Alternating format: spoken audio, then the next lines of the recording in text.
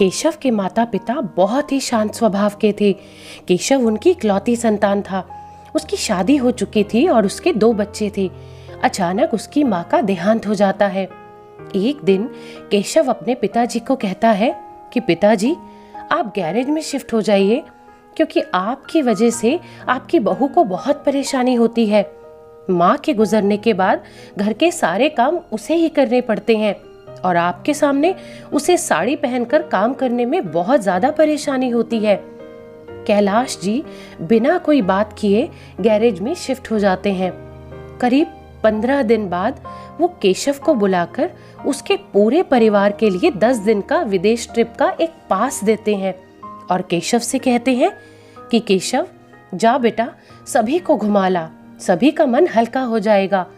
केशव के जाने के बाद कैलाश जी अपना 6 करोड़ का मकान तुरंत 3 करोड़ में बेच देते हैं।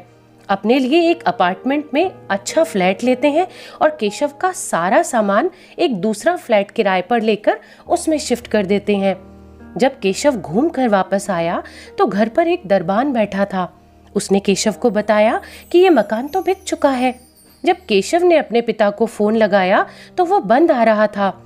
उसे परेशानी में देखकर वो गार्ड बोला, क्या आप पुराने मालिक को फोन कर रहे हो? उसके हाँ कहने पर वो बोला, भाई, उन्होंने अपना नंबर बदल लिया है। आपके आने पर आपसे बात कराने को वो मुझे बोल कर गए थे। और गार्ड ने अपने फोन से नंबर लगाकर केशव की कैलाश जी से बात करवा दी। फोन पर कैलाश जी ने उसे वहीं रुकने के लिए कहा। थोड़ी देर में वहां पर एक कार आकर रुकी। उसमें से कैलाश जी नीचे उतरे। उन्होंने केशव को उसके किराए वाले फ्लैट की चाबी देते हुए कहा कि ये रही तेरे फ्लैट की चाबी।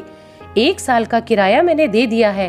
अब जैसे तेरी मर्जी हो तू वैसे अपनी पत्नी को रखना। और ये कहकर कैलाश जी वहां से चले गए और केशव उन्हें देखता रह गया। तो दोस्तों, बिल्कुल ऐसा ही होना चाहिए कि बुजुर्गों को ऐसे नालायक बच्चों को साफ साफ कह देना चाहिए कि हम तुम्हारे साथ नहीं रह रहे हैं, बल्कि अगर तुम्हें हमारे साथ रहना है तो सम्मान से यहाँ रहो, अन्यथा अपना ठिकाना ढूंढ लो। तो दोस्तों, ये कहानी तो बहुत छोटी सी है, लेकिन इसका अर्थ, इसका मतलब बहुत बड़ा है।